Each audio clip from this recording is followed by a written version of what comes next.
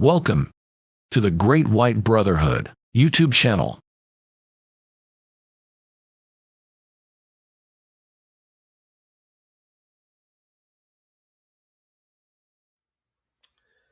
Hello everyone, back to do another lesson on this video, and it's on how to develop the gifts of the Spirit. But before I start that, just a quick update on how things are going with adding new lessons and creating the book. Thank you to everyone who left their feedback. Um, I agree that a shorter book is going to be the case because I think now I'm up to 800, almost 840, somewhere between 830 and 840 messages, or sorry, pages. 800, I'm almost at 840 pages in the book and still have a long ways to go. Um, uh, Processing the emails is going quite well. I think I'm getting closer to the end, but there still could be another 50 messages at least. So, and then I still have to go through all the YouTube comments. So there's a lot to go through, and that's okay. It's been quite a journey, actually, kind of going back through some of these old messages. I've forgotten all about them. This was one of them, from way back when. So it's good to be able to go through all these messages again and bring to light, for to share with everybody. I don't if you've been following along, you've been noticing that some of them are basically personal messages between Bob and I, but I have no problem sharing those messages because if it can help anybody else or expand the knowledge of anybody else or anything like that, I'm perfectly happy to do that because you know, if I had that issue or some experience I had or some question I had, I'm sure others do as well. So I'm more than happy to share my experiences. None of it is to do any bragging or do anything like that at all. Originally, I had no intention of sharing any of them, my personal experiences that is. But as I look at it, I'm like, well, it doesn't really matter if this helps somebody, then great. If somebody enjoys the message, great. So that's basically why I've done that. So, but I just keep going and hopefully, start to get some progress. Getting through the emails would be good, and then getting on to the YouTube comments. So, all right. So, having said all that, let's get on to the lesson for today, which I think is vitally important. And I think I've had a few people kind of ask questions like this in recent months. So, if you have not read this message before, it's a good one. So, how to develop the gifts of the Spirit. All right, somebody's name is right here, and whoops, sorry, and I'm not going to do a good job of saying that name, and I apologize in advance. Um, Someone sent me a talk given by an Indian man named Shri. I think that's how you say the first name, Aurobindo. I apologize if I didn't say that right. He spoke about meditation and mentioned the importance of stilling the mind. He also talked about the headaches one gets, or the headache one gets, the feeling of the inflow of spiritual power, and the dangers of Kundalini, amongst many other things. And I have those linked here as well if you want to do a quick link to check out those messages if you have not read them before. The very things that the Great White Brotherhood mentioned and that one experiences when meditating. But he also mentions the things that happen when one can learn to quiet the mind and one can learn visualization. I must say, from my experience, it is almost impossible to quiet the mind permanently. I think we can all share that sentiment. Even I, and this is Bob, of course, who have been doing this for a long time, do not have complete command over my monkey mind. It is always trying to break in and interrupt me. And yeah, I share that statement. It's very, very difficult to keep a long period of quietness in the mind. You can get brief moments of it and this pure bliss, but then suddenly, and it's so tricky because it just comes in without any noticeable entry. You'll be thinking about something and be like, and you Yep. But so don't worry about it. Just relax.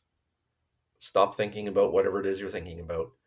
Get back into the state, quiet mind, and just keep repeating that. Yes, thoughts will come in.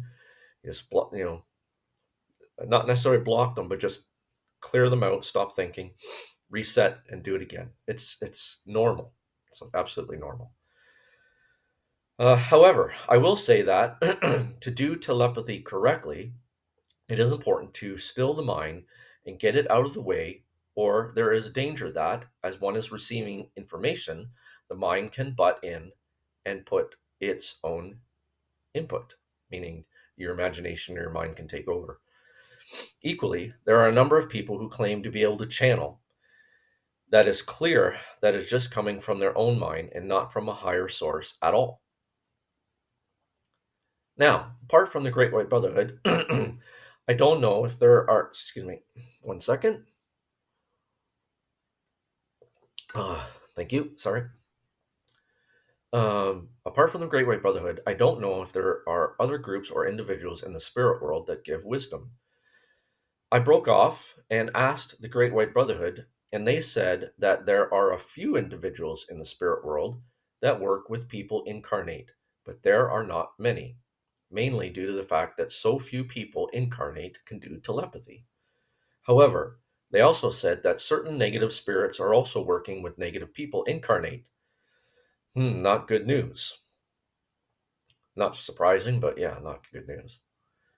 Until someone has filled their auras with spiritual power, which takes time, a lot of patience, a lot of practice of prayer and meditation, those in the spirit world cannot fully integrate with the person and work fully with them. Filling your auras with spiritual power is a gradual thing that increases with every meditation, and it just takes a long time. May I say something that I think I already mentioned? Once I progressed to a certain point, I stopped developing as such and rested somewhat on my laurels. This was a mistake.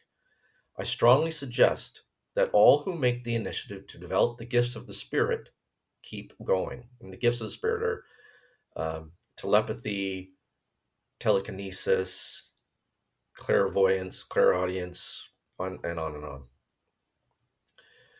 And you can click on that link if you want to see more. Um,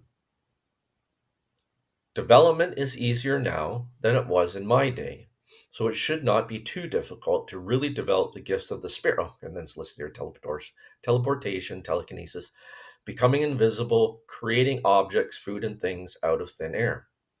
Providing you use these gifts of the Spirit just to help people and not to advance yourself, these things are possible. I learned telekinesis to a certain extent and to create protective shields, to become invisible, and so on, but I could have learned much more. It's just a question of keeping going with meditation and visualization. But one thing at a time. Guides will also be with you, watching over you, guiding you, and helping you. And to me, in my opinion, I would state that that's probably the biggest part of it, is having guides helping train you behind the scenes. You do your part, which is meditation, and they will do the rest. So Bob's kind of agreeing with me here. I will stress that you do not need to go overboard with meditation. 15 minutes a day regularly will do it. Yes, of course, you can do more.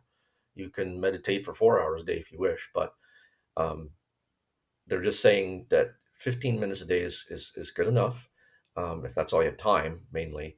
And but if you wish to do more, go right ahead. It will be worth it.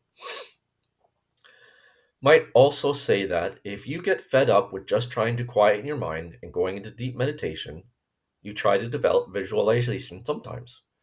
Try the diamond meditation. So if you're not familiar, that's the one where you picture in your mind's eye diamond, and you can see light shimmering off of it. And then once you do that, and once you can kind of hold that uh, image in your mind, you can actually start, if you can also practice to start to spin it as well. That's all in that. I think that links to a YouTube video. Yep. Visualizing a large, multifaceted diamond and holding it in your mind's eye. When you can see it clearly, try to make it turn. I just said that, and now so did Bob. See how you get on. That is also not easy, but it helps to take a break from just meditating from time to time. And I agree, it is good to also practice visualization as well, if you can. And you can practice visualizing many different things. It doesn't have to just be the diamond. You can practice visualizing a flower or a feather or a pan, whatever. It doesn't really matter. And if you click on that link, it takes you to the lesson on about visualization. Okay, so I hope you enjoyed this lesson. And if you have any questions about it at all, please feel free to message me under in the comments under the video, or send me an email. And don't be afraid to give it a try. Everybody should be trying to meditate. It's very important, actually. Everybody should set aside at least 15 to 20 minutes per day. You don't have to do it every day. If you can every day, that's great. If there's the odd day you can't, or you just don't feel like it, you're sick, you're tired, too busy, whatever, don't worry about it. Just reset, start again the next day, and so on and so on and so on. The more that you do it, the easier it'll get, and the better it will be, and the more you'll see it. And you always have to look back and see the progress. It's not going to happen in a day or two. You're just going to have to keep at it with faith. And over time, you can look back and see how your life has changed. And I can say from my own experience, that's absolutely true. Okay, and if you would like to download this message, of course, you can click on the download. So thank you very much. And if you have any questions, please ask, and I'll see you on the next video. Thank you for watching this video. Please visit our website at thegreatwhitebrotherhood.org for free books and lessons to help you on your spiritual journey.